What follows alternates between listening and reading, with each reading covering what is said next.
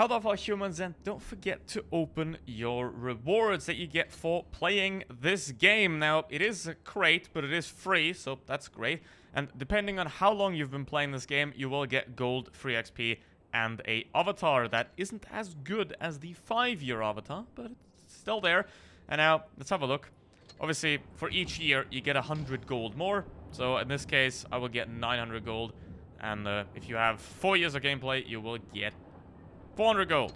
And then you can pick one of these 3 rewards. Now, one of them is a tier 7, let's go to T45, which you shouldn't pick. And then you have the choice between the Action X and the E75 RT. Now, which one of those 2 is better? That's what we're going to find out in this video. Number 1 is the Action X, and with this vehicle you have to poke your enemies to death, because the amount of damage this vehicle does is, what damage? 190 alpha damage, however very high DPM and excellent accuracy combined with 10 degrees of gun depression and very solid turret armor. The mobility is somewhat decent. The problem with this vehicle is just the alpha damage is so incredibly low that it's just not a good heavy tank. You can sort of work with that on a medium tank like a Centurion 5-1.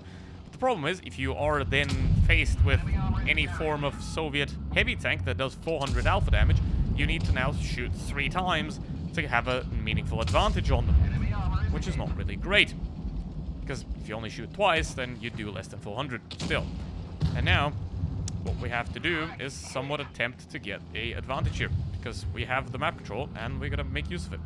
Now, you do have extremely high DPM, which is useful. The problem with that, though, is that if you have very low alpha damage and very high DPM, you have to constantly peek, which is a disadvantage because you have no time where you can hide the vehicle, you can reset, you have to constantly fire the gun to make the vehicle effective, which is obviously not very effective, because that means that the enemy has a lot more chances and a lot more time to shoot at you and to cause damage, if they manage to.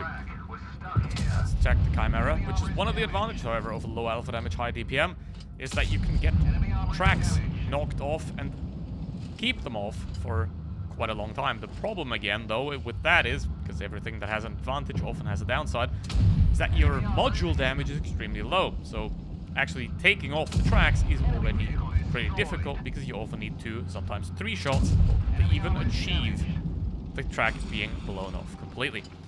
So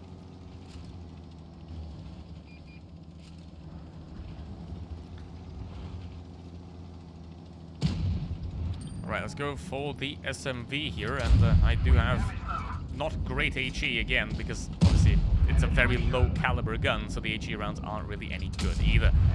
Somewhat of downside. It used to be an advantage of the British vehicles, but if you go to this kind of tiny little caliber, it is not good. It's like the Comet with Hesh, it is not good. And now, what we're gonna have to do, the SMV obviously has extremely high DPM as well, but it does have good alpha damage, so that is a very even match here. And if he were able to do anything besides stare at me, then it would be a very formidable enemy right here. And we can use the gun depression and the turret armor against the Löwe here at range. We're going to switch to the APCR to be able to penetrate his lower plate, guaranteed. And let's see. Now, what we're going to have to do is a 3v3. They're all heavy tanks. I'm up to 3.8k damage somehow already, but I've shot about 17,000 times. And I'm gonna run out of ammo very soon, because I do have, for some reason, a lot of HE rounds in this vehicle. And I don't know why. But, maybe a reset, because I'm not mad enough to load 24 HE rounds in this thing. So, oopsie. But yeah, I have 1 AP shell left, and then it's APCR and HE from there on, so that's gonna be funny. I hope 15 shells is enough, because otherwise I can't do any damage. So probably should aim at this point now, because getting low on shells, and I only have 1 teammate left, and that is a 1-shot guy.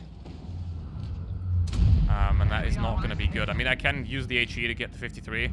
That's not a problem, but if I have to deal with this guy on 500 HP, then I don't want to. I'm going to stay peeked here, just to get another shot, and uh-oh. Not good. Oh well. Oh well. What can you do? I think that kind of proved that you can shoot a lot and do a lot of damage, but in the end, it's the team that decides your fate. Now with the second one, the Kyler, you don't have to poke your enemy to death because you do have 350 alpha damage. However, you gotta get there first because it is quite a bit slower. It does sort of look like an E50M hull, but it is nowhere near as fast as an E50M. It does weigh 80 tons, so there's quite a lot of oomph behind this vehicle. It's got a lot less DPM than the Action X, but it is somewhat easier to play because you have to poke a lot less. The third armor on this vehicle is slightly better than that on the Action because the cupola on this thing is further back, so it's even harder to hit than the already tiny cupola on the Action X. So basically, this thing's sort of easier to play, but the Action X has a higher ceiling. What are you doing in that regard? And if you know what you're doing, you can get something out of both. There unfortunately isn't any medium tank you can choose from, which would have been a nice third option, instead of a tier 7 heavy tank that you absolutely shouldn't pick, because it's a tier 7, so it's going to not only do less damage, it's also going to make less credits. I mean, it's sort of offset by being already equipped, but in the long run, there's no reason to pick the tier 7. And now, let's go. Yes, German man, shut up. So, at this point, hello. You have the choice between a slow, lumbering heavy that has higher alpha damage, but lower DPM, and a also slow and lumbering heavy that has a lot higher DPM, but no alpha damage. Because 190 is really bad. 350 is pretty good, but this thing, you can rival all the big guns at tier 8 with 190, you can't. And here's a annoying Barask. And now, I'm in kind of a bit of a bad spot here, especially with that Barask behind me.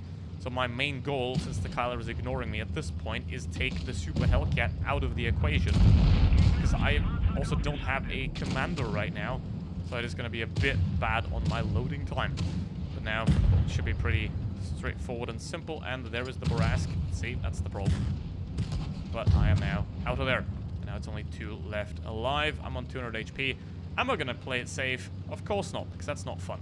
So let's peek this guy straight in his face. Pen him. There we go. Not too bad.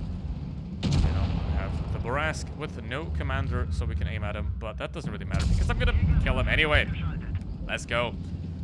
This game's too easy. I don't even have to try. So, it's sad really, but I've been playing it for 9 years. So that's quite a while, and it's somewhat unfair at this point. Now, which one do you pick?